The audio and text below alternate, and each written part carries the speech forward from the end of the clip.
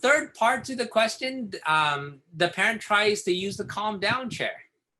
The problem is the child will calm down. The child will even tell them that he's calm, but then when they try to return to the task, then he starts to protest again, and then he resists and throws himself on the floor if they try to get him back in the chair.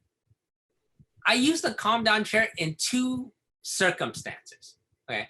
One, they are protesting so at such a high level that they're no longer here with me.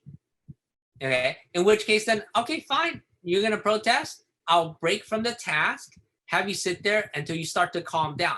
As soon as they start calming down, not when they're fully calm, when they start calming down, I'll call them back over and they'll re-escalate. I put them back in the chair. Okay. And I'm constantly doing that because I don't want them to feel any escape from the task. But when they're burning off so much energy, crying and screaming and doing that stuff, they don't sense any kind of escape. It's only when they start to calm down, that's when they feel the escape. When they protest in that way, as long as they don't cross that threshold, they cross that threshold, I have them sit down. They start to calm down, I bring them back, they go back up, I put them back in the chair. However, if they're screaming and they're crying, but I can still make them do what I ask them to do, that's what I do, is I follow through with my instructions until they listen to me without needing the same amount of help that I started the sitting with. They listen to me, but they're still screaming and crying. What I say is a good job. I turn them away from me in the chair to let them know I'm done making you do things.